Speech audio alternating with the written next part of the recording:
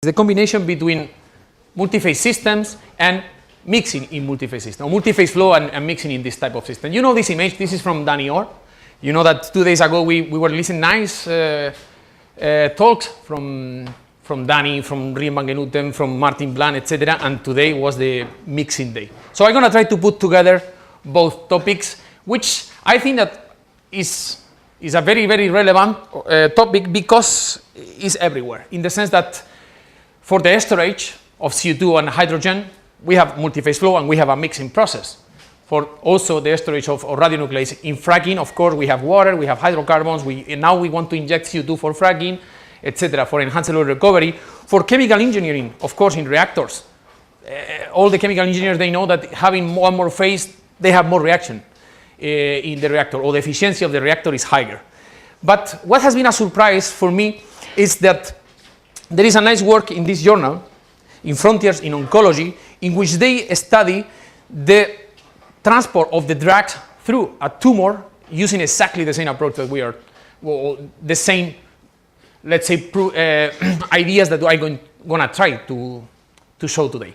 So, and of course, then after my loved unsaturated zone.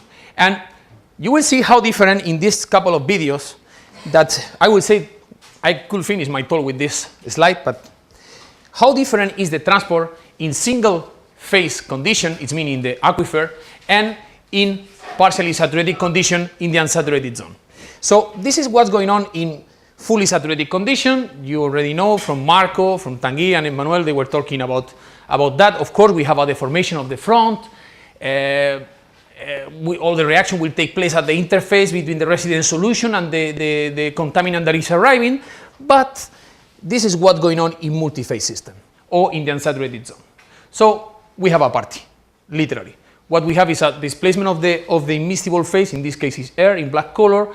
Then we have the tracer that is moving or the contaminant that is moving through the liquid phase. So as you can imagine, it's very, very difficult to characterize this type of systems. But anyway, so for those of you that choose our practical course about millifluidics, we were using this experimental platform. All the videos that you're going to see today from my has been produced in a very, very similar one. Okay, so it's not a very, very complex experiment. Then where I have developed this experiment has been mainly in REN, millifluidic, and at Los Alamos, microfluidic. It's basically the same approach. The only difference is that in Los Alamos we put everything inside of a vessel to be able to work at high pressure and temperature. It's meant to mimic the reservoir conditions. And the particularity of these two experimental setups is the fact that we are able to create an homogeneous distribution of, in this case, liquid and gas phase. And also another thing that we did quite cool, I will say, in REN, is that we introduced this photo bleaching technique to create delta Dirac injection. Other groups, like the ones in Marseille, they are using similar technique. I use two different types of porous media. For millifluidic, I create the porous media or the quasi-2D porous media using a photosensible glue. It's relatively easy technique. I have two glass plates. I put UV glue in between, then I put a mask on the top, and then I activate the glue using a UV light. Then I polymerize the pillars, and then after using a solvent, I clean the rest of the glue, and finally I come up with a quasi-2D porous media. And in the case of microfluidics, we were using, for high pressure and temperature experiment, we were using PDMS micromodels, the classical one, but we did an ion etching, which is flowing through some chemicals and also a combination with plasma. And finally, what you do is to create an oxide layer surrounding the grains, okay, that avoid the permeability or reduce the block, literally the permeability that you can have for gases in the PDMS. And finally, something that I did just at the end of my years in Los Alamos was to try to implement geomaterial in microfluidics. If I have time, I will show an experiment in geomaterial microfluidics, which I think is the next level in microfluidics. So let's start with fluid-fluid mixing and reaction. let me show you a couple of videos again. This is for fully saturated condition at the top, in which the pore space is refilled with water. We inject fluorescent in, the grains are in gray color, and this is how it looks like. Okay, we will have a front that is moving, is deforming overall at the beginning, but at a certain time it doesn't deform too much. Okay, and if I repeat the same experiment but having air within the pore space, which is in white color, here I don't move the immiscible phase, this is what we get. So as you can imagine, the presence of the immiscible phase, in this case the air in white color, has a very important impact in mixing and chemical reaction. Mixing is everything which is not 0 and is not 1 in our porous media. So in this case, the orange region defined here. So, and this is how it's evolved. In case of fully saturated condition is the blue dot, okay, and at the end we reach what is expected, which is a Fickian behavior. But in partially saturated condition, when we have an immiscible phase, it's growing all the time, at least for the characteristic length or size of my experiment. I can also compute, and this is something that I have suggested to the students that they are doing the millifluidic practical course, to compute also the interface length. It means the line of 50% of concentration. And what we see here is that in fully saturated condition, at the beginning it grows, but finally it doesn't grow too much, and it's our front move, as Jesus loves to say, homothetically.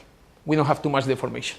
But in the case of partially saturated conditions, the front or the length of the line of 50% of concentration is growing all the time. So that was a surprise, this result. But the next slide, that was a battle with the people in REM, because we didn't believe the result at the beginning. It was for us counterintuitive, is that using this approach proposed by Carrera's group a few years ago, and in which we consider a fast reversible reaction, already some people has presented it, Maria I think, in which we can consider that the diff between the two, or the two chemicals can be expressed like only one, okay, like a conservative one. What does it mean? That from my conservative experiment using fluorescein, I can get some information about the reactivity of my system.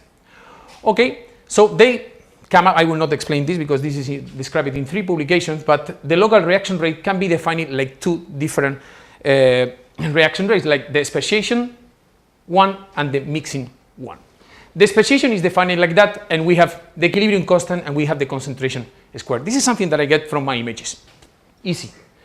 And this is the mixing local reaction rate, which is defined like the molecular diffusion concentration gradient square. Okay, so we come up with this local reaction rate, and if I do the spatial integral of this, I do the sum of all my local reaction rate. That was our result, and that was the beginning of our huge discussion. That in fully saturated conditions, blue color, at the beginning it grows as expected because you are deforming the front, stretching your front, but at the end it decreases Fickian as expected by the theory. But in partially saturated condition, the global reaction rate is growing all the time. Okay, if I do the temporal integral of the global reaction rate according to the publication from Jesus group, then this is the result, that the product of P, okay, is another chemical, in case of fully saturated condition, it grows linear, as expected, no surprises, Fickian, blah, blah, blah, blah, blah, blah, but it grows T to 2 for the partially saturated conditions. And it was here when we realized that we have to do a step back and analyze or think about why. I back to the equation and I say, okay, the equilibrium constant is something that I know. Concentration, I know from my images. So everything has to be in the concentration gradient. Why this different behavior in fully saturated and between fully saturated and partially saturated condition has to be here, because the rest is constant. Okay, so then we analyze the temporal dynamics of concentration gradients, which is basically to do the the spatial derivative of the images. That's all. In fully saturated condition, it decreases, of course, the concentration gradient as expected, but in partially saturated conditions, it can stay more more or less constant or decrease slightly in time. Okay, but how we can explain this? And you already realized mainly from Emmanuel and from Tanguy that everything is in the velocities. The topology and the boundary condition imposed give you the spatial distribution of velocity field and also a PDF of velocity. So let's see how are the velocities in these two systems, fully saturated and partially saturated. And on the top, fully saturated condition, I do a particle tracking with 10,000 particles, okay, and this is how it looks like. But if I repeat the same experiment in partially saturated condition, just let you know that I have removed the grains because this is from numerical simulation. I have removed the grains for simplicity in the numerical simulations. I consider a slip condition at the interface between water and air, just to avoid the question. And this is how it looks like. So we see that the spreading is much more important than the formation of our interface between the two chemicals is mainly controlled by the velocity distribution. So this is the velocity field for these two porous media, fully saturated and partially saturated condition. And here what I'm plotting is exactly the same PDF, but I would like to highlight with this semi-log plot the high velocities and with this log-log plot the low velocities. What we are doing basically is when you decrease the saturation, it means that when you introduce air in your system, thinking in the unsaturated zone or in soil, is that your velocity distribution became fatter, it's wider. Okay, you have more higher velocities and also more lower velocities. So, and this type of system were nicely conceptualized by Pierre-Gilles Degennes. Pierre-Gilles Degennes was a genius, French genius, Nobel Prize in physics, and he has spent many summer school here with us. Actually, there is a nice picture of him teaching on the beach, but I couldn't find today with Dominique the picture. So this year, who is teaching on the beach? Damian. So take a picture because you never know. Eh? So it's sorry, Damian. So let's go for the correlation because that contains a lot of information about the heterogeneity of our system. And then we did the autocorrelation for 4 different saturation in our porous media with the space discretization and with the time discretization. And that was expected, that's a discussion also with Marco then, but let's discuss about the time discretization, which contain much more information about the heterogeneity in the system. And what we can observe here is that the correlation in the system increase, or the correlation length in the system increase when we decrease saturation. In other words, we can think about this definition of characteristic time of correlation, which like lambda divided by the velocity or the mean velocity, that give you an information or is somehow is telling you that your system will be more time in non-Fickian conditions. So this is basically what we conclude from this. But also another important information that we can get from this velocity distribution is the fluctuation in the velocities. They play an important role also in the mixing process. And what I have here is basically the fastest particle in the fully saturated condition and in the partially saturated condition. Okay? And then this, what we have is here the velocity, and we already realized that the fluctuations are much more important in the fully saturated, sorry, in the partially saturated condition than in the fully saturated condition.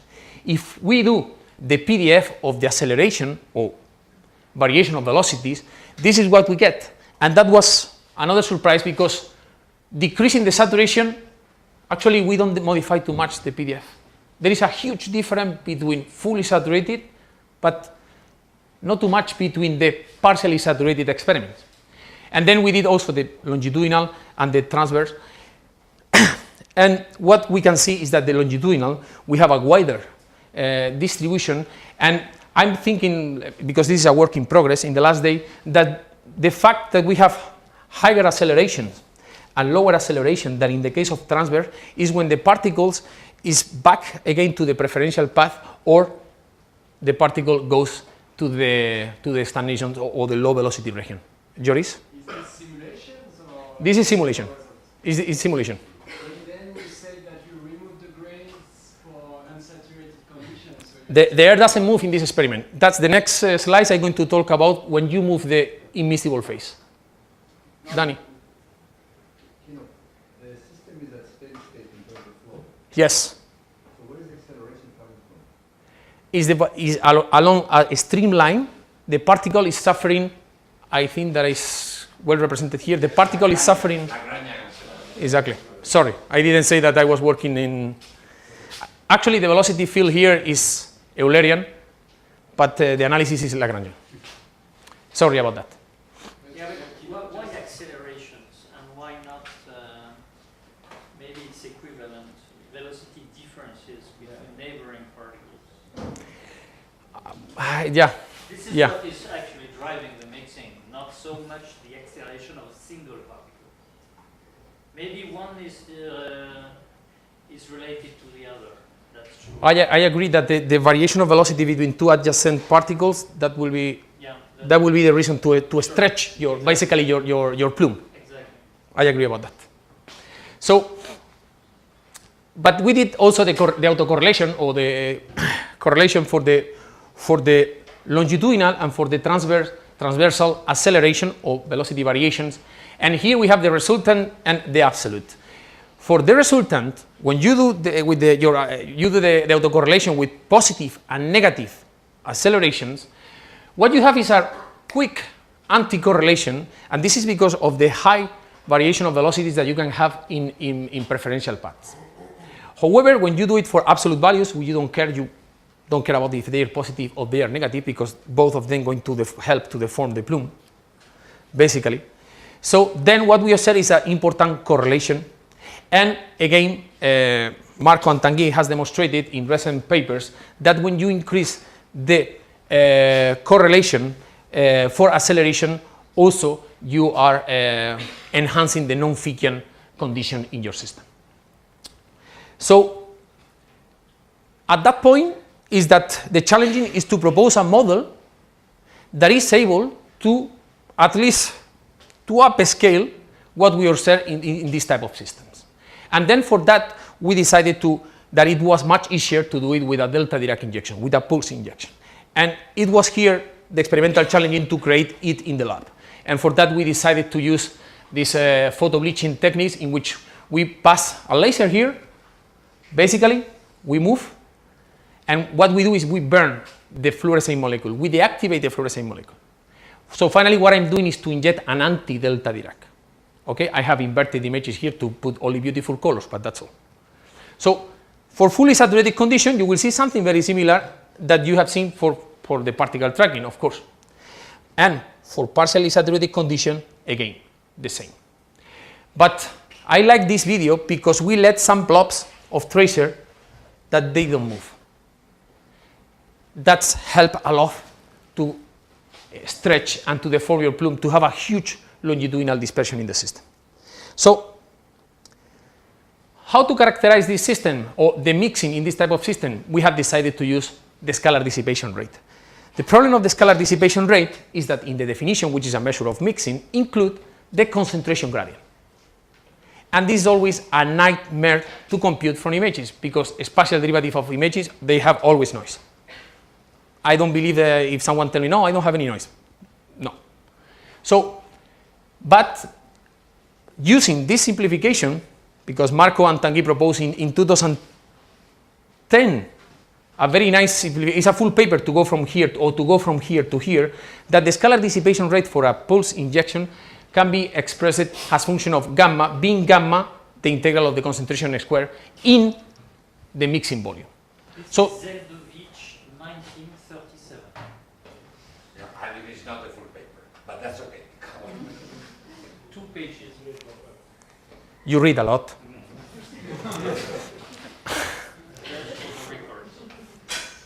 Okay, so this is what we get from the images. Okay, this is the evolution of the scalar dissipation rate, or basically of the concentration gradient in our system in time. And we have already observed some features here. For example, in this low, very low saturation degree, we start with a high value of mixing, let's say, and that was an experimental artifact, because when you use laser when you are doing laser photobleaching, when you go through the interface between water and air, or at the interface between the solid and the water, you have lensing-induced photobleaching. So we were photobleaching, as you could see in these images, and I don't know if it will work now, we were photobleaching more than expected, okay, because we have a transmitting of the light horizontally. But still, we were able to see what we wanted to see, is that what is the impact of the saturation. But not only of the saturation, because you already realize here some feature. When you decrease the saturation from this value to this value, this peak is higher and before. But you can decrease the saturation, but the connectivity can be radically different. So not necessarily, we were not able to find out the perfect pattern in which decreasing the saturation we have a higher scalar dissipation rate and shorter time for this inversion in the trend. We described this part, and already Guillermo and Tanguy talk about that, like the stretching regime, and this one like the diffusive or dissipative regime. Yeah? I'm not sure to understand. So, what do you assume? You assume that C is uniform across the depths of the cell, or not? It is. It is. The reason is because you have to play with your cell. If the distance between pillars is shorter than the thickness, the main deformation of the parabolic profile is in the horizontal. Okay? While if you are playing with a cell which is very, very, very thin, the main deformation of the parabolic profile is like that. And then is when you have the three-dimension problem. It was not the case in this experiment. So let's go and try to propose a model for that.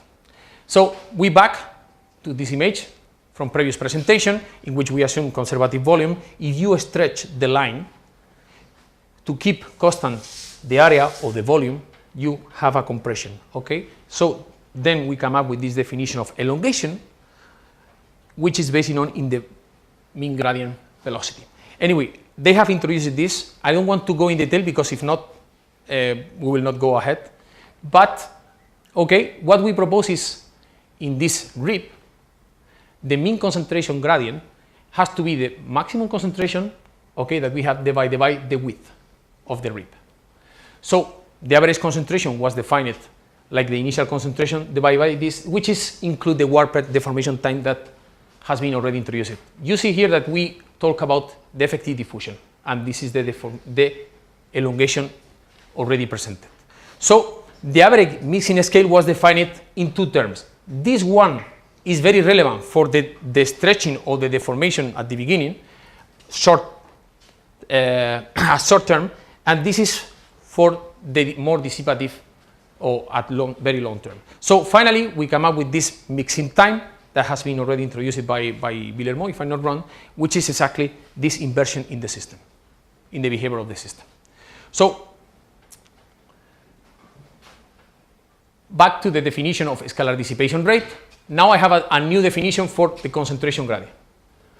We demonstrated in a previous paper that the scalar dissipation rate can be the molecular diffusion times the mean concentration square plus the variance. But actually the variance is very, very small in comparison with that. So we come up with this very simple simplification of the definition of a scalar dissipation rate.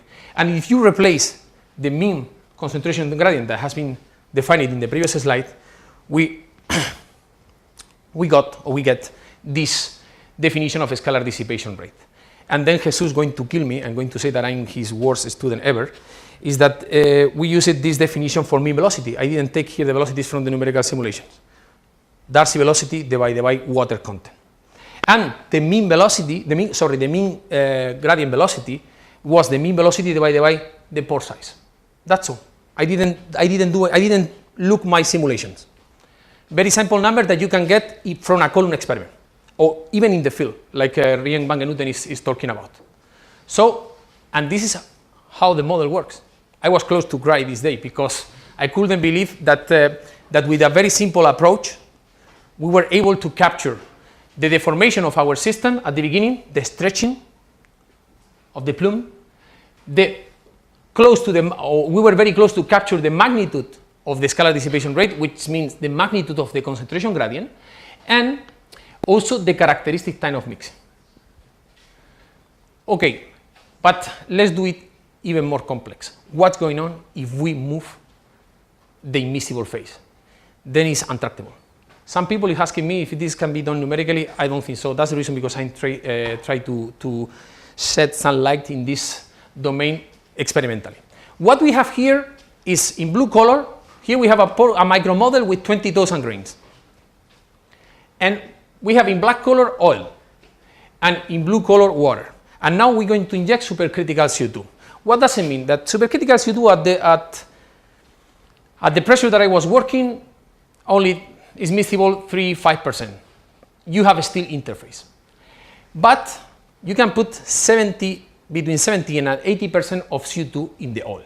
So what we will have is a double drainage, because oil and water, they are not very good friends. Let's say that CO2 and water neither, but we will have also a mixing between the supercritical CO2 and the water. You can find analogies for example, in remediation problems, exactly system like that. So you will see what's going on, because of course we have also an important viscosity contrast that introduce a viscous fingering in our system. This is supercritical CO2 arriving to my micromodel. Okay, it mixed nicely with oil, but practically nothing with water. And if now I do a zoom about what I observed there, you will see that what I'm talking about the double drainage plus mixing.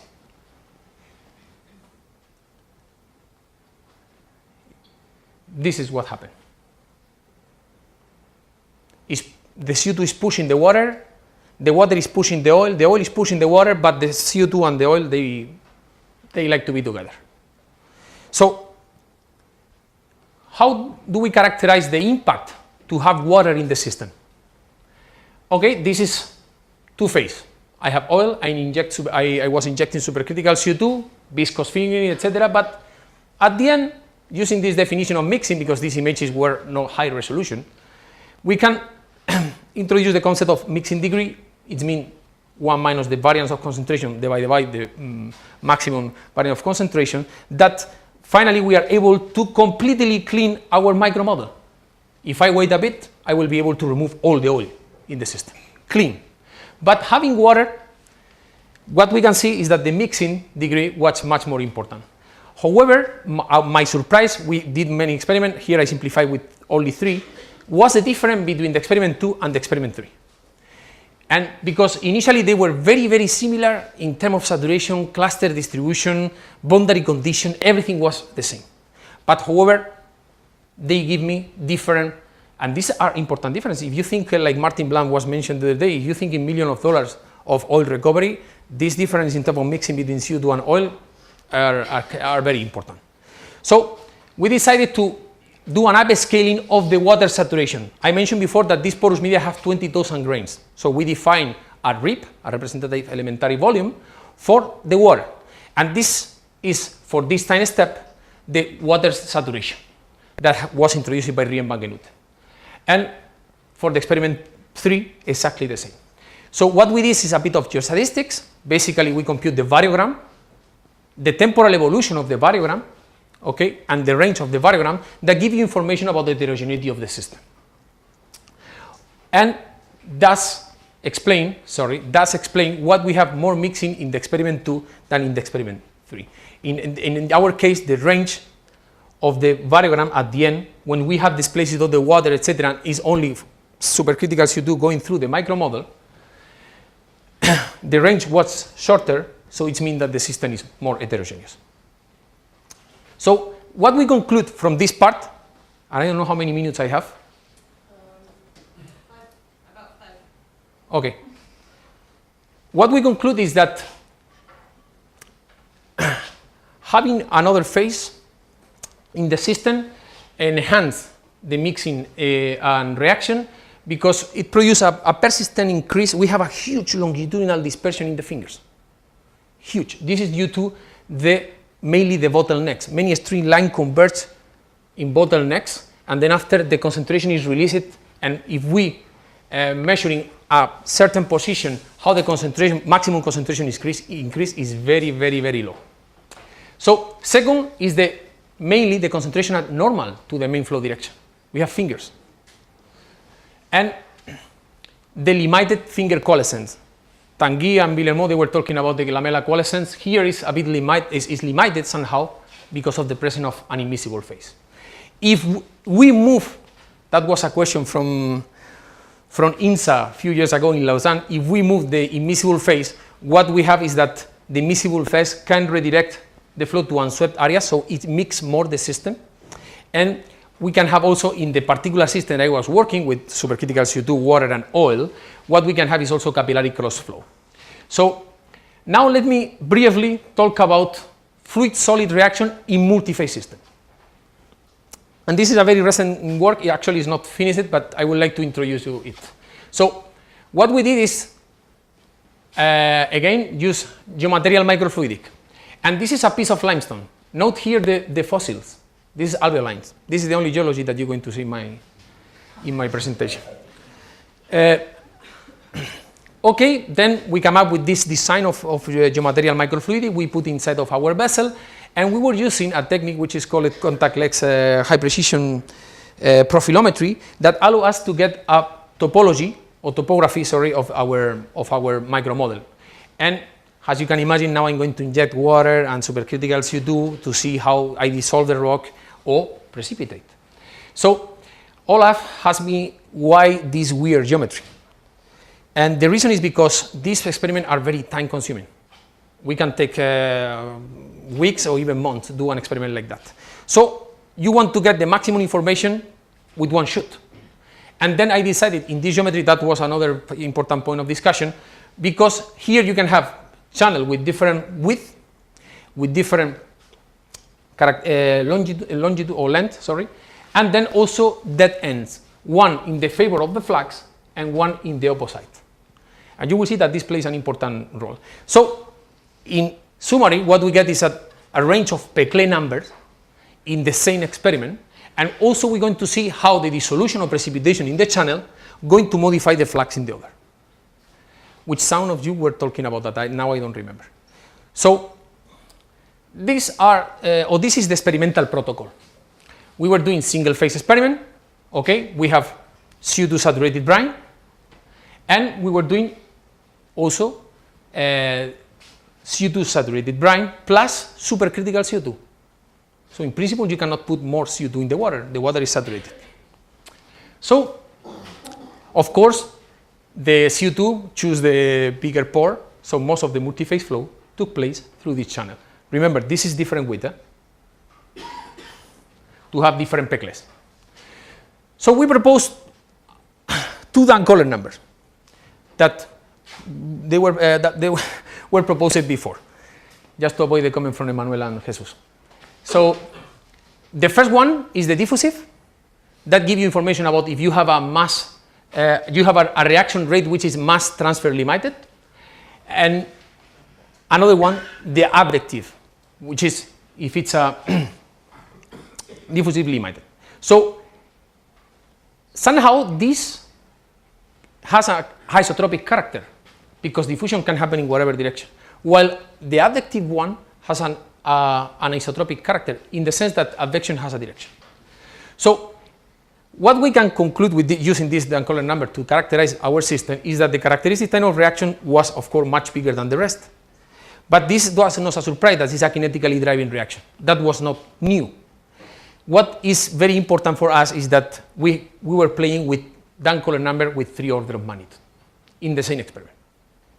So, and these are the results. Time 0 for both micromodels, the vertical scale is exaggerated in single and multi-phase, and at the end of the experiment. As you can see, in single phase we were dissolving much more limestone than in the multi-phase case. While here we were injecting much more mass of CO2 than in this one. Because of the amount of CO2 that you can put in water is very, very low. But, of course, you need to have CO2 in the water to have the carbonic and to react with the rock. If not, it doesn't work. So this is the height difference for the single phase and for the multi-phase and the combined reaction rate. When I say combined reaction rate, is that the warm color represents the precipitation in the system and the cold color represents the dissolution of the system. Okay, in single phase, the optimal Dunn color number to react was in this channel, which is, I remember, is 750 microns width. While in multiphase flow, the dissolution mainly took place in the channel where we have the multiphase flow, and that was an expected result. I say, come on, there I have less water. But here is the explanation. The explanation is that you have water films surrounding the bubbles of supercritical CO2. So finally, the contact between water and the limestone is very, very similar. But it's not only the only explanation, it's also the fact that the supercritical CO2 that you have here helps that the CO2 is not a limiting factor. When you consume in the water film the carbonic, the supercritical CO2 goes to the water and helps you to diffuse more rock. So with this, I conclude saying that, as you already know, that the multiphase flow changed a lot our velocity field, redirecting flow to different regions, and what I just explained about that liquid films cannot be obviated in fluid-solid reaction because they play a very important role. On the other hand, I have to say that multiphase flow enhances precipitation because you create very low velocity regions having a super concentrated solution. And I think that the best part of my work is all these people that I knew along the path, which actually started here like a PhD student in 2010 in the summer school. So thank you for your attention. I have done a detailed study about to have a sleep and no sleep condition at the interface between the liquid and the gas, and there is a relatively important impact in the velocity field and in the velocity PDF. And I think that maybe, I mean, of course, it will have an impact in fluid mixing and reaction, but in fluid solid, I think is determinant. The fact that you don't have any drag at your interface, that you move without deformation, that change at the scale of a water film will be very, very relevant. Maria. Maybe I didn't understand properly, but from the first experiments, you concluded that the most reactive system was the multiphase one, but in the last one, you obtained completely the opposite. So yes. It was the single phase. We are talking about fluid, and the second part of the presentation was fluid-solid, and it's not the same. Okay. Okay? Fluid, I'm mixing a resident liquid with an incoming liquid. And in the other case, I need the reactant close to the rock. I think that... Consider the geology is the single phase more reactive, right? Exactly. In real... No, I mean, wait. For fluid-solid reaction, the single phase is more reactive than... We are thinking about real cases with, I don't know, rocks and soils and this kind of geology. Yeah? So is the single phase more reactive? With the rock, yes. Between two liquids, Yeah, okay. no. Yes? How do you explain the increased reaction rate in the dead end pores, whereas we don't see there any multiphase flow? So like in the multiphase flow, it seems like that you have an increased reaction rate a bit in the dead pores here. Where? Here? Yeah. Yeah, here, like in both sides of the dead pores compared like to the, No, there is precipitation. The red color yeah. means precipitation.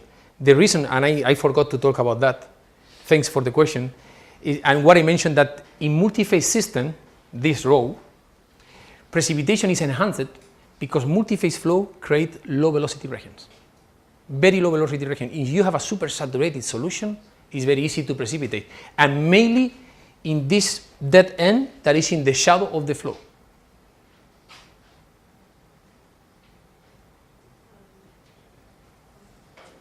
I have a question with respect to the first part, where you essentially said that you haven't seen anything that looks like Dickian behavior in the unsaturated thing. But if you had a much larger system, eventually it would also go into that. So it's essentially an offset. I agree about that. No discussion. I mean, at diffusive time scale, everything has to be Fickian. But there are some fluid chemical reactions that can be quick, and this initial time step, when the nutrient, for example, or the fertilizer are applied in soils, that can be very, very, very far from the characteristic time of molecular diffusion. I had a question. Yes. I just want to make sure I understood this correctly.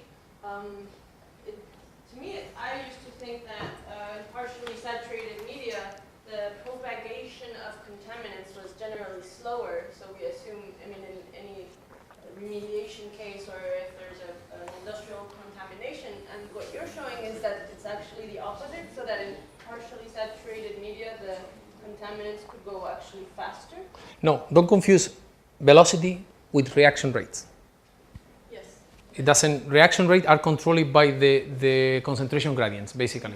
What a multi-phase system helps is to deform your plume and create more interfaces between the resident solution and the contaminant. So the velocity has been always normalized in my plot. Of course, velocities can be, or usually they are lower in the unsaturated zone and in the aquifer, but not always. Not always. Step back. His point is right. Contaminants move faster in the unsaturated zone. I mean, Well, by I was looking for Danny is green or, I mean, they have been since a long time Esposito, and I mean, you have to go back to the old times, and it goes like hell, which is what you show, basically. yes, but It's different from the reaction issue, but it is also the travel time is much faster. Yeah. okay. Guess we have So time even if the mean velocity is lower, But the fact that you have a huge fingering, the breakthrough is much faster because of the fingering in unsaturated zone than in fully saturated condition. No. Sorry? The first arrival is faster. Thank you, Thomas. Exactly. It's faster, the first arrival. So we have time for one last question. if I am allowed. No, that equation that I said you could derive in the... I know. Emmanuel said that it goes back to 1937. Actually, there was one term there that I did not understand, so I should be humble. You mean you are talking about? The variance in the mixing, yeah, that one. What is that sigma in the one above? Surface of the domain. Yeah. So it accounts for the fact that, But why does it grow this time? yeah, precisely, because it's diffusive growth of the size of the domain. But this is, no, wait a minute. That's correct. But I am shocked. Correct. We would have to go into the derivation. You assume fixed domain when you derive that equation. So that's Zeldovich 1937, which is not even referenced here. I don't know why. But then you can also redo the same kind of stuff when the size of the box is itself increasing in time. And this contributes to the variance by simple dilution. So there are two ingredients. The fact that locally the gradient of concentration decays, which contributes to the decay of the overall variance, but also the fact that your stripes are embedded into a volume which is itself increasing in time. And this also contributes to the variance of concentration. This is the part that I don't understand. Okay, so I mean, the fact that your size increases doesn't dilute anything. No, of course it does. I mean, if you take a line here and you let it evolve, the dispersion width of this brush increases in time. So this is what, am I? No, it's right. Okay. But in this case, it's fixed. I don't increase the what is changing is the mixing volume or the mixing area. This is increasing, which is I'm doing the integral in omega.